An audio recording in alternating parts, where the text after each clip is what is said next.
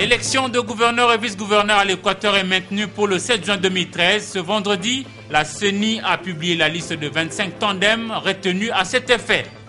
Les œuvres de l'esprit sont piratées à souhait avec l'évolution de nouvelles technologies de l'information et de la communication, un cas d'école sur la place Victoire à Kinshasa. Nouvelles technologies et modernisation de l'appareil de l'État, défi majeur pour la révolution de la modernité, tel est le thème de la conférence organisée par Business Innovation Technologic. Antenna, le journal Jenny Valiante. Mesdames, Messieurs, bonsoir et bienvenue dans cette grande édition du journal sur Antenna. Un invité sur ce plateau, il s'agit de Jonathan Johnson, directeur Tigo Cash, directeur dans la société de télécommunications Tigo. Avec lui, les détails dans ce journal. Encore une fois, Mesdames, Messieurs, bonsoir et bienvenue dans ce journal. La Commission électorale nationale indépendante a publié ce vendredi 10 mai 2013 la liste de 25 tandems retenus pour l'élection de gouverneurs et vice-gouverneurs dans la province de l'Équateur le 7 juin 2013. Mathieu Pita, rapporteur de la CENI, est au micro de Eric Izami dans ce journal.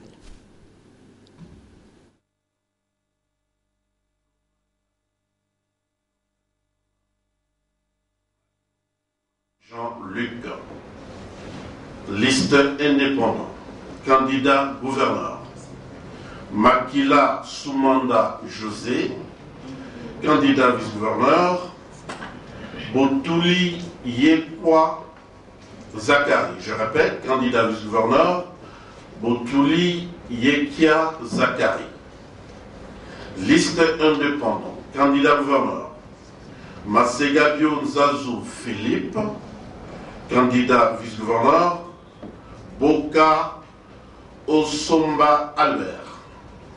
Liste indépendant, candidat gouverneur, Masikini Adomba José, candidat vice-gouverneur, et Fambolé Afacham Olumbo. Liste indépendante, candidat gouverneur. Mokoma Mazoba Jean-Faustin, candidat vice-gouverneur. Mputu Omale Richard.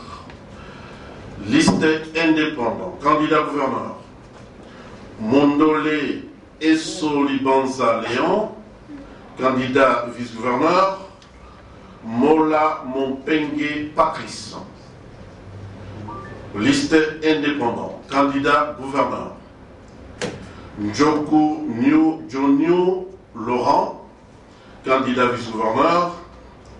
Keneteno Rechelego Joseph. Liste indépendante, candidat gouverneur. CDA Ngamou Zaboussou Arthur, candidat vice-gouverneur. Et Samba Boloko Jean-Robert. Et enfin, liste indépendante, candidat gouverneur, Wabi Ituta Bompoke, Dieudonné, candidat vice-gouverneur, Amadema Dale Fidel. La Commission électorale nationale indépendante signale par ailleurs que les dépôts des recours en contestation des listes des candidatures à la Cour d'appel de Mbandaka courent du 11 au 15 mai 2013. Et aussi, il faut noter que la campagne électorale est de 3 jours. Elle débute le 3 juin 2013 et cette clôture le 5 juin 2013. Et enfin, il faut signaler aussi que les votes des gouverneurs et vice-gouverneurs de la province de l'Équateur est maintenu à la date du 7 juin 2013. Voilà. Et dans ce même chapitre, les membres de la sous-composante éducation civique et électorale de la nouvelle société civile ont tenu ce vendredi 10 mai 2013 un point de presse dans la commune de Kasavubu. Au cours de cette rencontre avec les médias, ils ont annoncé la désignation de Jonas Tchombela, coordonnateur de la CNCC, comme leur représentant à la Commission électorale nationale indépendante. C'est un reportage signé Nadia Koulinfouka, Sylvie Kapombobo Sengele et Grace Kazadi sur les images de David Tembeni. Les plateformes de la société civile se sont réunies pour désigner par consensus Jonas Tchombela comme délégué de la société civile à la Commission électorale nationale indépendante.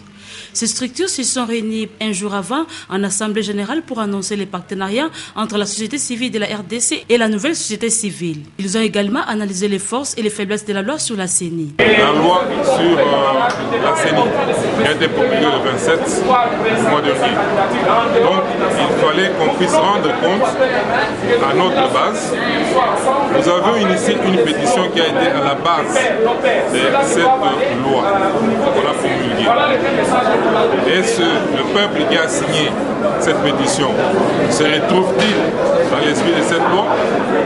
Nous avons la mission de conduire ses intérêts à bon port. Et pour cela, nous devions nous mettre ensemble. Nous ne voyons pas ce qui peut nous diviser, étant donné que nous avons un seul patron qui est le peuple. Pourquoi devons-nous nous diviser? C'est pourquoi la société civile, la RDC, avec la nouvelle société civile, nous avons décidé de maintenant d'évoluer ensemble, de travailler ensemble, de poser les mêmes actes pour l'intérêt supérieur du souverain primaire qui est le peuple. L'union fait la force, dit-on. Les organisations de la société civile ont décidé de consolider la relation pour résister à toute pression politique. Parlant encore CENI, il s'est tenu ce jeudi 9 mai 2013 au siège de l'AETA à Limité l'Assemblée générale extraordinaire des réseaux et organisations de la société civile de la thématique éducation civique et électorale. À l'occasion de cette rencontre, les participants ont procédé à la désignation des délégués de cette composante à la future CENI. Les détails dans ce reportage signé Alain Kukamamitambo sur les images de Jusen Belebele. Ils sont désormais connus, les candidats au futur bureau de la CENI pour le compte des réseaux et organisations de la société civile, membres de la thématique éducation civique et électorale. 3 personnalités ont été désignées, à savoir Jérôme Bonso, président de la ligne élite et secrétaire permanent d'AETA, Jean-Baptiste Ndundu, secrétaire permanent du RODESIC et Madame Grace Lula, coordonnatrice de la Ligue de femmes pour le développement et l'éducation à la démocratie. Au finish, un seul pourra être coopté pour occuper un poste dans le futur bureau de la CENI. Ce qui est du moins sûr est que les 3 candidats retenus présentent des atouts importants pour contribuer à la crédibilité, l'efficacité et l'efficience dans la gestion de cette institution. Toutefois, s'il faudra plus tenir compte de la longue expérience en matière électorale, Jérôme Bonso a plus de chances d'être désigné par ses pairs puisqu'il a été dans tous les combats. Mais comme on dit, il ne faut pas vendre la peau de l'ours avant de l'avoir tué. Il vaut mieux donc attendre cette désignation qui pourra se faire dans les tout prochains jours selon des mécanismes définis par les législateurs. Ouitansi. Changeant de chapitre, le domaine agro-industriel présidentiel de la SELE sera entièrement relancé, cela grâce à la firme internationale israélienne LR Group qui a signé ce jeudi 9 mai 2013 2 contrats avec le gouvernement congolais. La cérémonie s'est déroulée à l'Insélé dans le site même de Daipen. Les détails, des précisions avec James Katambwa. Le gouvernement de la RDC, à travers 4 ministères, vient de signer ce jeudi 9 mai 2013 2 contrats avec une firme israélienne, LR Group. Le premier porte sur l'exploitation et la gestion du domaine agro-industriel présidentiel de l'Ansélé d'Aipen pour 5 ans. Le deuxième porte sur l'ingénierie, l'approvisionnement et la construction pour la valorisation, la réhabilitation et le développement du Daipen pour 4 ans. Montant total de l'investissement, 88 740 000 $ sur fonds propres du gouvernement, répartis en 2 phases. Et de demain, le ministre des Finances vire dans les comptes, en tout cas du partenaire, 15 millions de $ américains sur base des ressources propres. Donc c'est un travail sur lequel nous apportons beaucoup d'importance. Pour Matata Mpogno, la signature de ces 2 contrats est un cinglant démenti à l'endroit de tous ceux qui croient que la stabilité du cadre macroéconomique laisse de côté le social des Congolais. La ferme L'Ansélé, certainement, va apporter non seulement du poulet, comme à l'époque, dans le panier de la ménagère, mais aussi sur l'assiette du Congolais. Et nous allons continuer parce qu'il ne faut pas voir l'agro-industrie comme un acte isolé seulement sur la ville de Kinshasa. Nous y travaillons avec les gouverneurs de province. Immédiatement après, le Premier ministre est revenu à la primature pour célébrer aux côtés de tous les ministres l'an 1 du gouvernement. À cette occasion, il a dévoilé la statue du premier Premier ministre congolais, Patrice Emery Lumumba, œuvre de l'artiste congolais Liolo.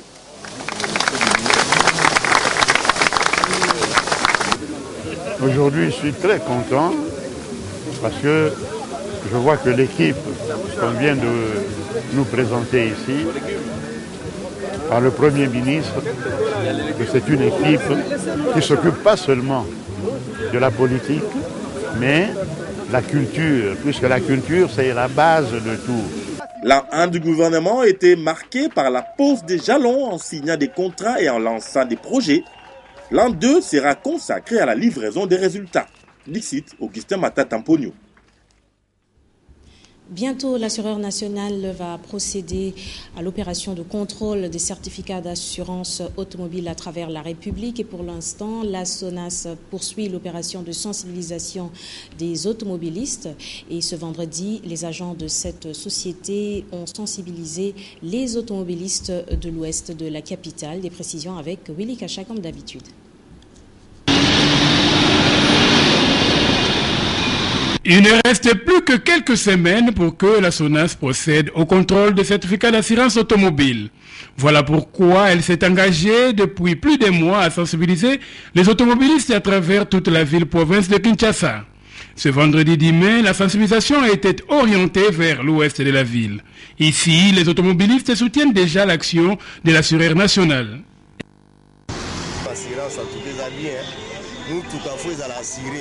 Tout véhicule doit avoir une assurance. Moi, je suis assuré. En cas d'accident, je sais que la SONAS va intervenir.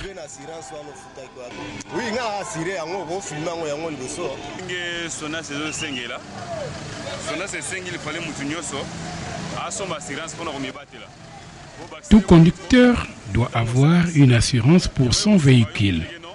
Aujourd'hui, on constate qu'il y a beaucoup de cas d'accident.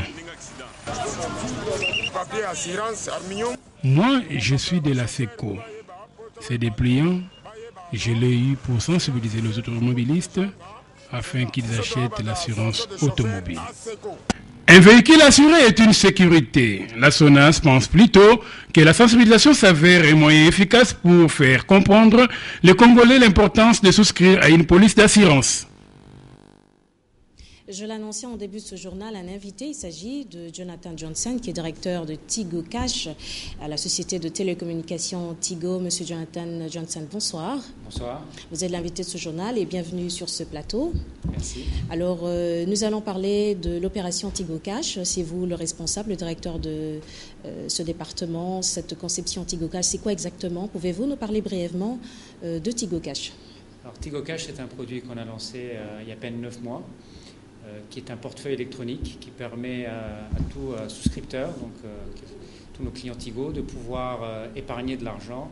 Ils peuvent également envoyer de l'argent à leurs proches à moindre frais et puis ils peuvent également acheter des unités de téléphone grâce à ce système Tigo Cash.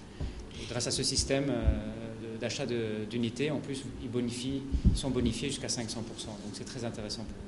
Et en rapport avec la paye des fonctionnaires, quel est le mécanisme par lequel ces agents sont payés via Tigo Cash? Alors c'est un mécanisme assez complexe qui débute avec le comité de suivi de la paye qui envoie des fonds à la banque centrale avec les listes. Ensuite, ces fonds sont distribués et dispatchés dans les différentes banques partenaires. Et nous sommes le dernier maillon de la chaîne, c'est-à-dire nous sommes les sous-traitants des banques. Sous remise des fonds et sous remise d'une liste, nous allons enregistrer les fonctionnaires qui vont être payés par Tigo Cash. Et ça va débuter quand? Alors, ça a déjà débuté. Donc, on a déjà payé à peu près 6000 fonctionnaires, FARDC, également au ministère de la Santé. À partir de ce mois-ci, on va également payer les fonctionnaires CECOPE. À peu près, on va arriver à plus ou moins 15 000 fonctionnaires. Et c'est quelque chose qui se passe très très bien. Donc, il n'y a pas eu de tracasserie comme on le voit dans certains devant les guichets de certaines banques, comme certaines sociétés de télécommunications. Non, ça s'est bien passé. Bon, il y a parfois des problèmes parce que des gens ne se retrouvent pas sur les listes, mais nous ne sommes pas tributaires de ces problèmes-là puisque nous recevons les listes et nous effectuons les paiements sur ces listes-là. Mais c'est un avantage indéniable pour le fonctionnaire parce qu'il n'a plus besoin de faire la queue à la banque. Peut se faire servir dans n'importe quelle agence Tigo Cash, et puis également parce qu'il reçoit 100% de son salaire. Nous prenons aucun frais sur cette opération. Mais si vous ne prenez aucun frais sur son salaire, il n'y a pas d'intérêt sans action. Tigo ne peut pas, c'est quand même une société commerciale. Qu'est-ce que vous gagnez en toute franchise?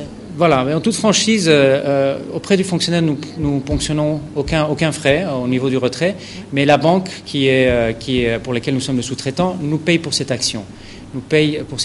Mais je vous dis d'ores et déjà, que ce qui nous paye ne couvre pas tous les frais nécessaires pour pouvoir faire la mise à disposition, par exemple des SIM, on les donne gratuitement.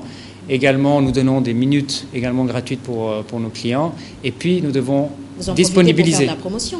Nous faisons de la promotion, mais c'est surtout pour nous l'inclusion financière qui nous intéresse. C'est un travail de longue haleine et à long terme, et nous espérons que le fonctionnaire et que nos utilisateurs vont pouvoir, grâce au système Tigo Cash, bénéficier à terme, avec le concours des banques, de crédit à la consommation.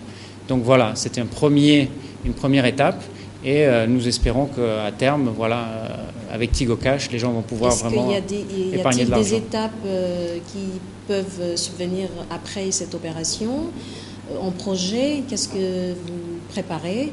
Est-ce que ça va se limiter juste à la paye des fonctionnaires, un traitement avec les banques, ou il y a autre chose? Oui, il y a autre chose. Donc la première chose, c'est, comme je vous dis, inclure les fonctionnaires. Et puis en deuxième étape, on va leur offrir des services à valeur ajoutée. Donc pouvoir acheter du crédit à moindre frais, ça c'est une chose, mais également pouvoir accéder au crédit consommateur que les banques vont pouvoir mettre en place assez rapidement. Merci Monsieur Jonathan Johnson. Je rappelle que vous êtes directeur de Tigo Cash à la société de télécommunications Tigo. Merci d'avoir répondu à notre invitation sur ce plateau. L'information continue. 137 dossiers sinistres ont été payés au cours de l'opération Jeudi Sinistre. Il s'agit des assurances vie automobile et incendie, et l'opération a eu lieu à Limité à la place Jeudi Sinistre comme d'habitude, encore une fois avec Willy Kacha. Le statut actuel de la SONAS. Ces journées de réflexion. C'est encore à l'espace Jeudi Sinistre de Limité que les victimes de cas de sinistre ont été indemnisées par l'assureur national. Pour la paye de ce jeudi 9 mai, l'administrateur délégué à I, Aguito, a instruit l'indemnisation de 137 dossiers à la grande satisfaction des bénéficiaires. Nous connaissons un peu le service de l'État de notre pays, comment ça fonctionne, mais on a eu un peu de doute.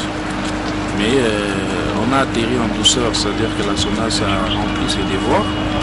En souscrivant, pour nous, c'est obligatoire.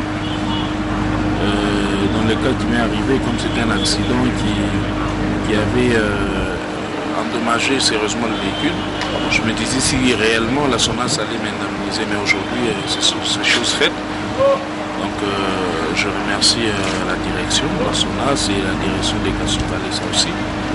Et en même temps, ça nous encourage aussi à souscrire les autres formes d'assurance que nous pouvons avoir, soit pour les maisons, soit pour ceci, pour cela. Ça nous encourage. C'est quelque chose que j'y pensais pas vraiment. Bon, on vous dit on va vous payer, mais on ne sait pas quand, parce que lier la parole à l'acte, c'est toujours un peu quelque chose de difficile. Mais aujourd'hui, l'acte est là, donc ça nous encourage. La paye de ce 9 mai a concerné les assurances incendie, vie et automobile. La mutuelle de santé des enseignants de l'EPSP a tenu sa 3e réunion de l'Assemblée générale ce vendredi 10 mai 2013 au centre Nganda. Objectif, faire un état des lieux de l'année 2012 pour jeter les bases pour l'année en cours. Des précisions avec Dieu merci Nzoma Biala sur les images de Précieux Mangonzoy. Au cours de cette 3e assemblée générale de la mutuelle de santé des enseignants de l'EPSP, MESP en sigle, un document techniquement appréciable sur la gestion des finances de la mutuelle a été présenté. Il était aussi question pour le président ad intérim du MESP de saluer l'attention et l'implication personnelle du ministre de l'EPSP, Maker Mwangou. Selon Guy Mafuta, leur mutuelle a atteint 80% des titulaires attendus, soit 33 929 enseignants pris totalement en charge par la MESP, avec près de 49 000 personnes à charge. Au cours de cette période, nous avons procédé à la régularisation de la situation du personnel déjà en activité par la signature des contrats de travail, l'obtention des visas de l'Office national pour l'emploi, l'immatriculation de la MESP à l'INSS et son identification à la DGI.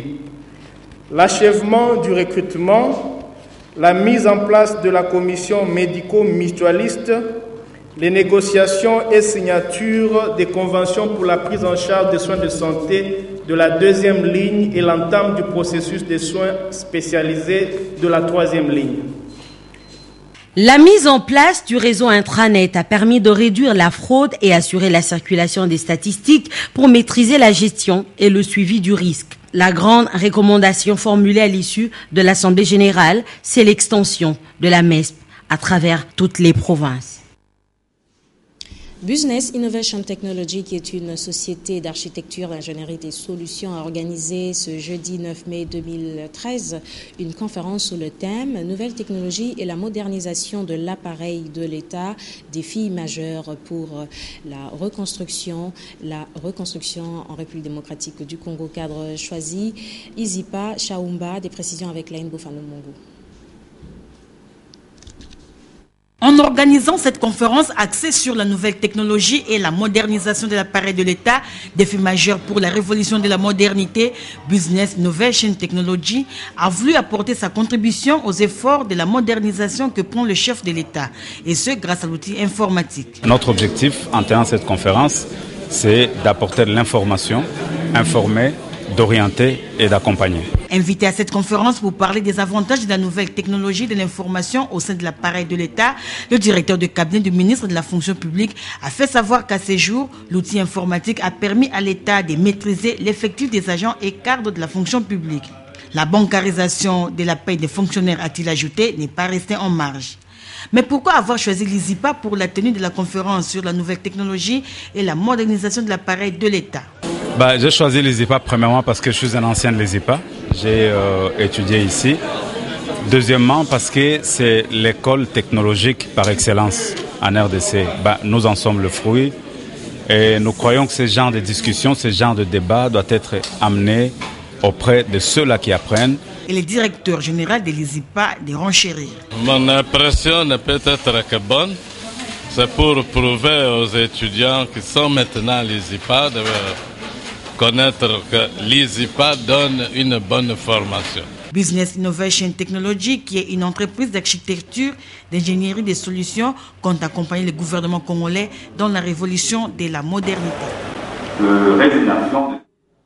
Une feuille de route de redevabilité et le système sanitaire, la feuille de route du système sanitaire en République démocratique du Congo et d'information a été adoptée par les experts de la santé et d'État avec Jean-Louis Miaswekama sur les images de Mathieu Ngadipoufi.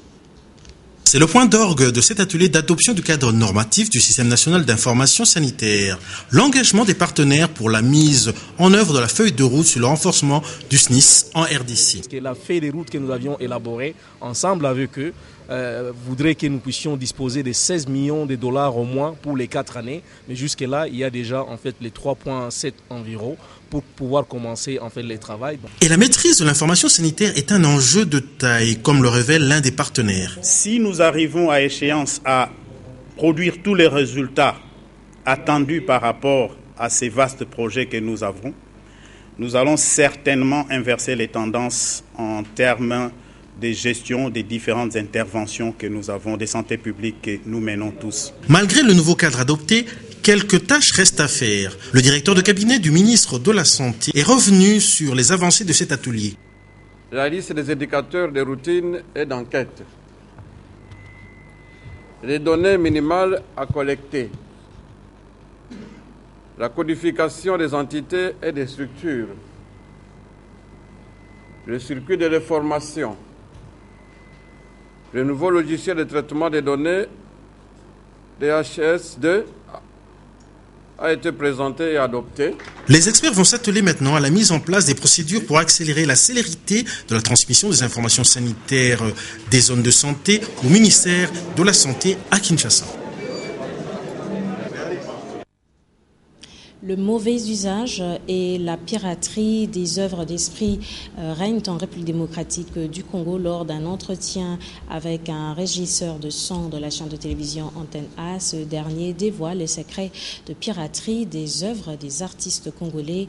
Nora Olondo Iloua, Gisèle Kazadi, Gisèle Mbia sur les images de David Temeni. S'il est un fléau qui gangrène le milieu des arts et dont l'équation devient de plus en plus difficile à résoudre, c'est bien le piratage des œuvres musicales, cinématographiques ou autres. La plupart des Congolais ignorent cela et téléchargent gratuitement les chansons des musiciens à partir de l'Internet avant la date de la sortie officielle de l'album. L'ingénieur Eddy explique comment ils y arrivent. Je prends moi-même les soins d'acheter un CD d'un album, je capture dans mon ordinateur, puis je compresse. Après avoir compressé, je télécharge sur le téléphone. C'est ainsi qu'il y a un engouement de gens. Selon lui, cette pratique se justifie par le faible pouvoir d'achat des Congolais. Cette pratique est illégale, certes, mais elle permet aux gens qui n'ont pas assez de moyens d'avoir des chansons ou des albums préférés. Face au piratage, les artistes congolais ne savent plus où donner de la tête. Le ministère de la Culture, sur lequel ils pourraient compter, brille par son impuissance à éradiquer ce fléau. Bienvenue dans notre kiosque à journaux. À vous tous qui n'avez pas eu l'occasion de feuilleter les journaux parus ce vendredi 10 mai 2013 dans la capitale, nous vous proposons une sélection en commentaires signée Mami Tambou, revue de presse. Coup d'œil sur le parution de ce vendredi 10 mai 2013. On commence avec Géopolis Hebdo qui s'interroge. Qui pour remplacer le gouverneur Jean-Claude Massangou de la Banque centrale du Congo? Pourquoi? Simplement parce que son mandat est arrivé à échéance et les autorités sont priées, selon les prescrits de la loi, de désigner quelqu'un d'autre. Le journal ajoute que cela relève de la discrétion du chef de l'État lui-même de remplacer le personnage central de la République reconnu par son fameux front congolais. Géopolis ne s'arrête pas. Il cite 3 noms prétendants valables au poste de gouverneur de la BCC. Albert Youma, président de la FEC, Michel Losembe, actuel administrateur délégué de la BIAC et Vincent Ngonga, ancien directeur de l'hôtel de Monnaie. L'Observateur, par contre, crie au scandale à la Banque centrale du Congo en s'étonnant des nominations faites par Jean-Claude Massangou, arrivé fin mandat. Ainsi, 11 cadres dont 1 à Matadi, 1 à Mbujimaï, 3 à Kinshasa se sont vus bombardés de grades et directeurs sans référence à la morale et à la conscience. Un autre directeur a été désigné pour exercer les fonctions de responsable adjoint de la direction provinciale de Goma. Le confrère note que pour ces mêmes administrateurs, recrutés majoritairement à la BCC, il s'agit des mises en place touchant plus à la morale, aux bonnes consciences et non à la loi. Africa News, lui, renseigne que la rue fait mentir Matata Ponyo au regard de l'an 1 de son gouvernement. Le Premier ministre s'attribue lui-même une cote supérieure à 70%. Le peuple lui dit le contraire car son vote crie toujours à la fin. Les dépêches de Brazzaville qui relaient la même information parlent des autres griefs portés contre l'équipe Matata. Il s'agit du coût élevé de produits alimentaires de première nécessité sur le marché, le non-paiement de la dette intérieure, la non-atteinte de l'objectif du DCRP2 lié à la création d'emplois. Le guide remet en cause dans sa page intérieure le gouvernement Matata Ponyo et dévoile des ministres minables et de DG au mandat élastique. Là, les DG se comportent en maître absolu, ils gèrent comme bon leur semble, étant soutenus par des protecteurs qui opèrent dans l'ombre. Ces DG ruinent les entreprises qui sont devenues de véritables vaches laitières et au guide de conclure que les DG ad intérim éternels ne s'avouent pas vaincus. La prospérité fait plutôt écho de la nomination au sein de 4 fédérations quinoises de l'UDPS d'Etienne Tshisekedi. Rosette Boyata, Claude Kabala, Mathieu Kassanda et Jean Tezo sont nommés respectivement présidente de la FUNA, président de Lukunga, Moamba et Tchangou. À lire dans le palmarès l'annonce de la victoire de la République démocratique du Congo sur le front vautour où la BAD appelle les États africains à tirer des leçons. On conclut par ces plats du week-end qui n'est pas à lire, peut-être à consommer. L'homme propose, Dieu dispose, le dialogue s'interpose, le problème s'épose, une solution s'impose, le résultat se dépose et l'esprit se repose. Bon repos à tous.